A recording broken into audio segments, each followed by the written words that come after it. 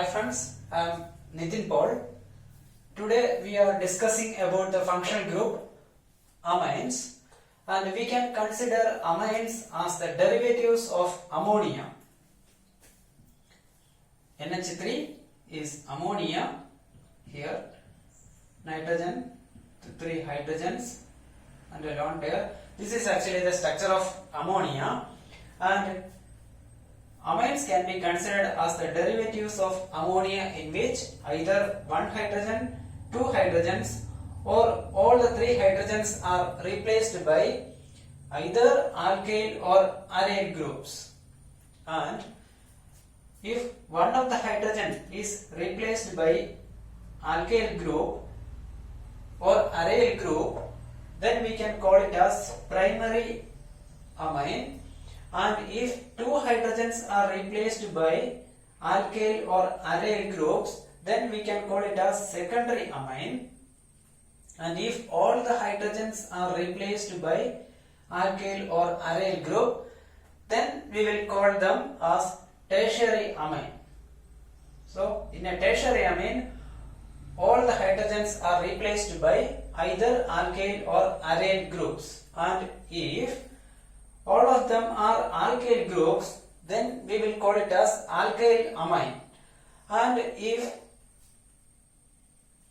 one of the group is aryl, or two are aryl, or all are aryl substitutions, then we can call it as aryl amines. Then if both aryl and alkyl groups are there, if both alkyl and aryl groups are there, then we will call it as alkyl aryl amines. So amines can be primary, secondary and tertiary, and in addition to that one, it may be alkyl amine, aryl amine or alkyl aryl amines. Then another classification is either it may be either the substitutions or the nitrogen is included in a ring system. That means if two carbons are substituted or two hydrogens are replaced with carbon, and if both these carbons are attached by either another carbon chain or directly attached, then we can have a cyclic system here. Now it is actually three-membered ring. It is called aziridine. It is a cyclic system, or it may be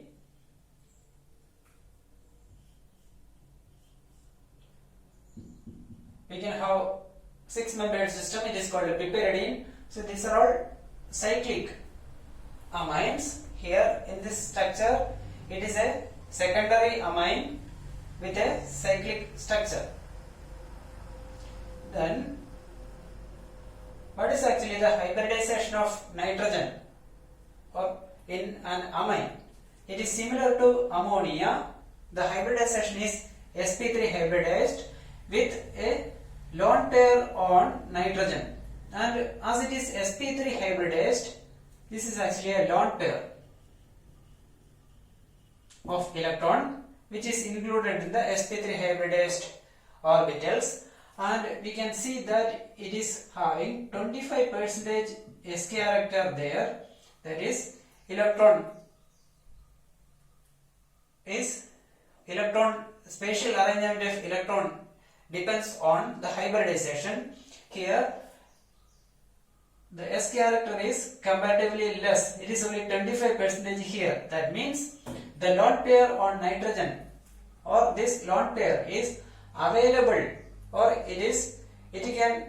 any electron deficient species can withdraw electron density from this nitrogen, or this lone pair can be donated to any other groups, and such compounds are called bases, especially Lewis base, or it can act as Lewis base. And here, so amines are usually basic compounds because of the presence of this lone pair, and especially they will act as Lewis base. Then another characteristic property of amines are its fishy smell. Usually amines are with a characteristic fishy smell, and fishy smell is usually associated with trimethyl amine. And usually in aquatic organisms, especially in marine fish, in order to adjust the salt concentration, outside having high salt content, so in order to adjust the salt concentration, the inside of the cell membrane also having some accumulation of salt or like amino acids or amine oxides may be accumulated inside, and that accumulated salt after the death of the fish will decompose. So the N oxide usually accumulated in that one will decompose in the presence of bacteria. So it will form trimethyl amines, and these trimethyl amines are volatile, so that will liberate, or that will give the characteristic fishy smell for marine organisms. And in aquatic organisms, especially freshwater organisms or freshwater fishes, such a fishy smell can be there. Instead of that one, a muddy smell will be there due to some other chemicals. So fishy smell is due to the generation of triethyl and trimethyl amines in fish or aquatic organisms. Then we can have next we can consider the uses of amines. Usually amine compounds are highly useful, especially in the preparation of azo dyes. So amino group can be NH2 group is amino group. Amino group can be in which one of the hydrogen is replaced by carbon, so it is similar to ammonia, in which one of the hydrogen is replaced by carbon. So in such amino compounds, especially if this is an aryl group, we can react with NaNO2 HCl, or it can be simplified as HONO. So if you are treating with NaNO2 and HCl, it is actually diazotization or preparation of disodium salt. After the preparation of disodium salt, we can couple with phenolic compounds. So usually N double bond N compounds, or N double bond N is a chromophoric group or color imparting group. Such groups can be generated in compounds, especially from amines. Amine compounds can be converted into N double bond N compounds or azo compounds.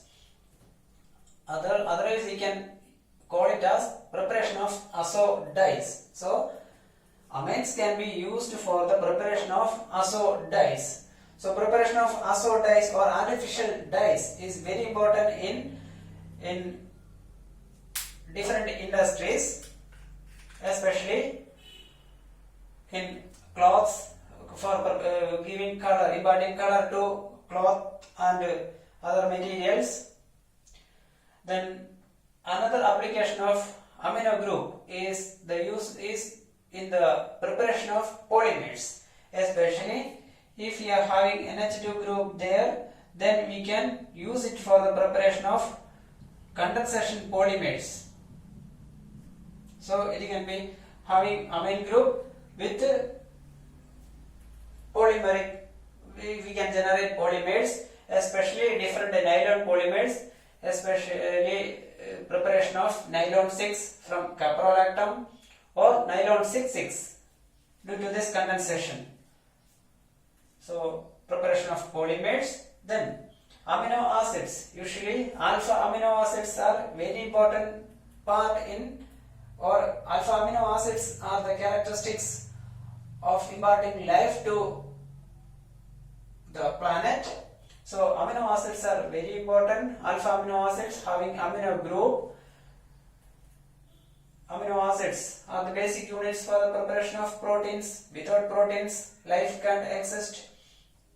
And another aspect is the use as bases. So if we are substituting this amino group with different alkyl groups, we can generate different bases that can be used in synthetic organic chemistry.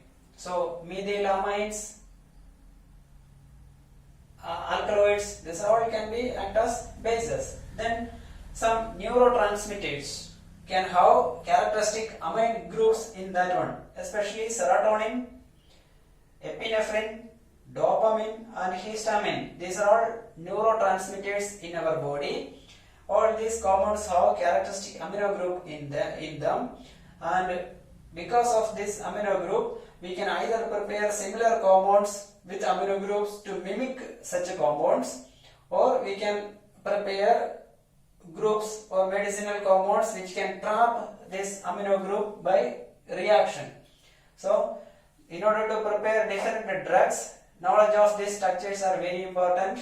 So either by mimicking or by trapping the amino group, we can prepare different medicinal compounds. Then natural amino compounds that can act as bases are called alkaloids. Especially we can have different alkaloids familiar for us, and the opiates are best examples: morphine, codeine, thebaine. These are all opiates or alkaloid compounds which can act as hallucinogens. Then now we want to prepare amino group. How we can introduce amino group in a compound?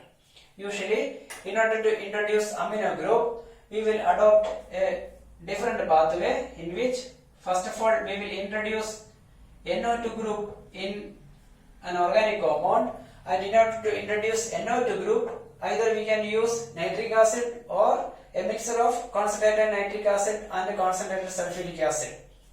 So it is the simplest way to introduce NO2 group in a compound, and this NO2 group then can be converted to amino group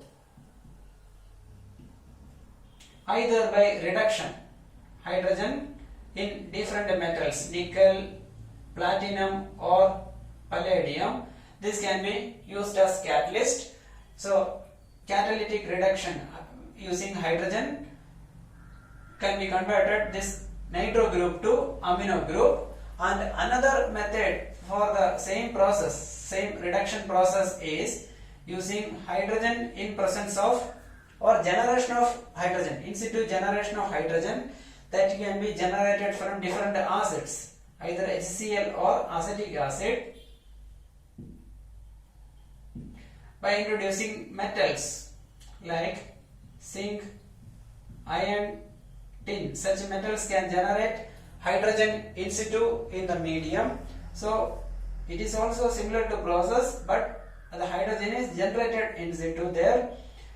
And if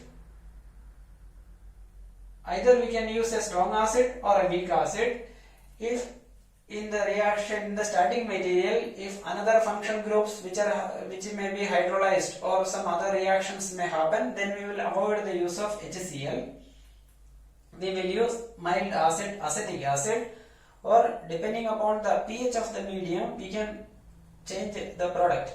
Okay, we can use HCl or acetic acid. We will generate the same amine.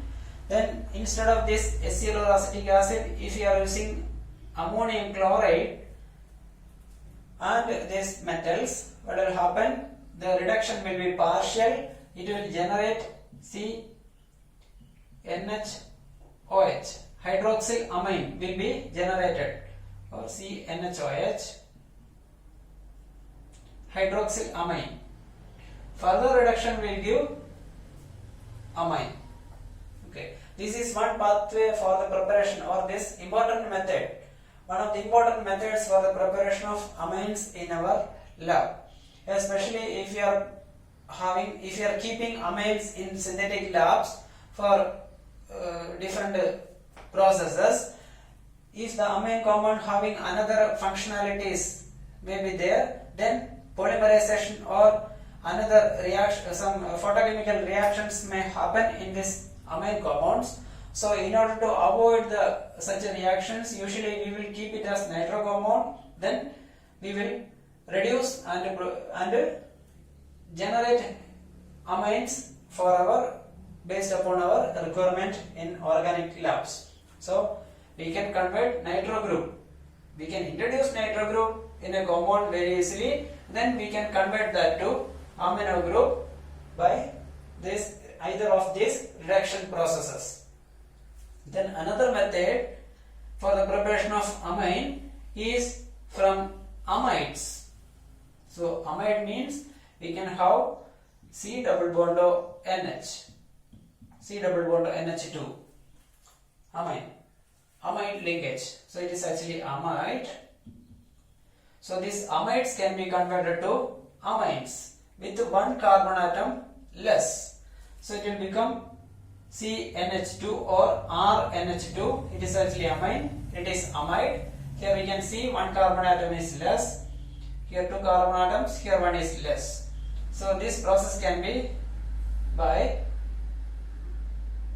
bromine and KOH. Bromine in highly alkaline medium. So it is called Hofmann-Bromamide reaction.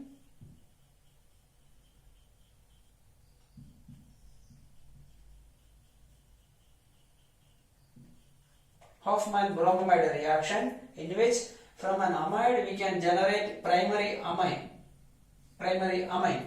with one carbon atom less, or it is actually a stepping down process. Here a long carbon chain, there we can reduce the number of carbon atoms in the carbon chain by this Hofmann-Bromamide method. And if we want to increase stepping up process, in order to increase the number of carbon atoms, usually we will introduce cyano group. So here Hofmann-Bromamide degradation is used to reduce the number of carbon atoms in a carbon chain, or this is actually a method for the preparation of primary amines.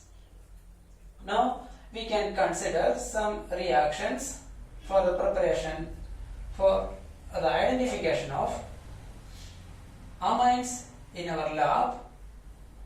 One of the important method is the preparation of disonium salt and followed by diazotization and coupling, or preparation of disonium salt is called diazotization, followed by coupling reactions. We can prepare azo dyes or brilliant colored dye compounds in our lab. That is one method. And another one is, if you are treating amino compound, this is, we can take it as RNH2, this RNH2. If you are treating with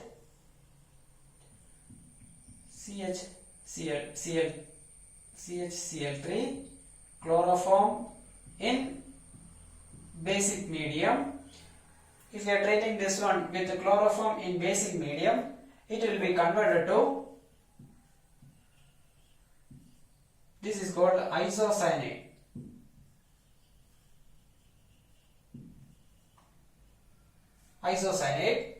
So by treating a primary amine with chloroform in basic medium, we can prepare a foul smelling poisonous gas. It is called isocyanate, and this reaction is called carbylamine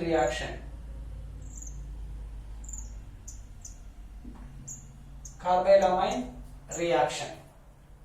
And in 1961, Robinson proposed a mechanism for this reaction, in which he introduced the concept of carbyl dichlorocarbene, generation of dichlorocarbene. In this, he proved the generation of dichlorocarbene. Robinson proved the generation of dichlorocarbene in this reaction. That is actually the mechanism of the reaction. For us, we are only considering the product isocyanate, which is a foul smelling poisonous material. This is one of the important methods for the identification of primary amines. But as it is a poisonous material generated in our lab, usually we will avoid the use of such preparation of such compounds in our lab.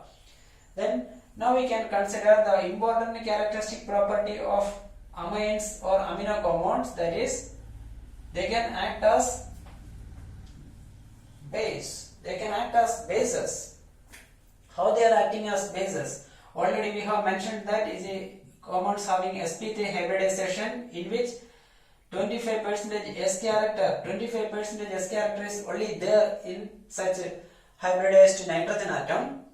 So what will happen? This lone pair is available or that can be donated easily. So we can consider, first of all we can consider ammonia as a reference. Ammonia, and we know that ammonia can act as a Lewis base because of the presence of this lone pair. And substitutions at these positions, either mono, di or tri substitutions at these positions will impart or influence the donating tendency of this lone pair, or nitrogen's lone pair donation tendency can be influenced by substitutions at these positions either by electronic effect, that may be inductive effect or resonance effect, or by steric factor. So depending upon the number of substitutions and nature of substitutions, we can have different electronic effects. Either it may be plus inductive effect or minus inductive effect, or plus R or minus R. Depending upon that one, the lone pair donation tendency will be altered. So another property is steric factor. Even though it is ready to donate lone pairs, the incoming groups, the approach of incoming groups sometimes may be difficult there due to steric factor in this molecule. Okay, now we are considering the substitution of this hydrogen by a methyl group. One of the hydrogen is substituted by a methyl group. So same structure, only difference is one of the hydrogen is replaced by a methyl group here. Then another substitution in which one of the hydrogen is replaced by a phenyl group or a benzene ring.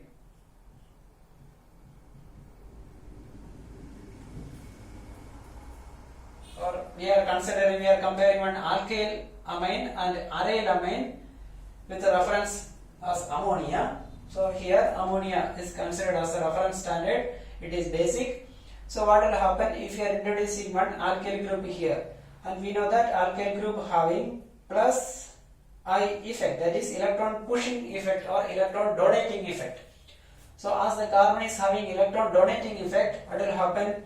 The availability of lone pair will increase because this nitrogen will more and more become rich in electrons, because it is pushing electron here, it will become more electron rich. So this nitrogen will push the electron density outside, so that means it is available easily.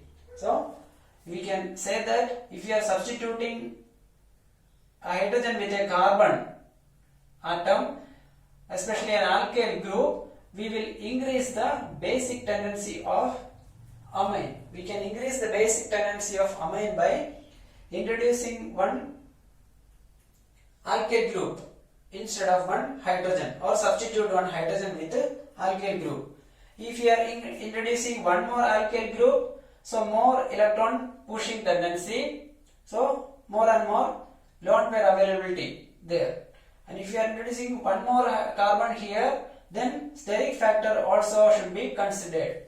So now we are considering only the substitution of one carbon or one hydrogen by carbon. Here instead of an alkyl group, here one aryl group is substituted. And if an aryl group is here, now we can consider the resonance effect. The electronic effect considered here in this alkyl is inductive effect, and in the case of aryl group we can consider the resonance effect. And we can see that the lone pair on nitrogen is in resonance with this benzene system, or we can consider the resonating structure. We can draw a resonating structure for this one, and simple structure I am drawing here.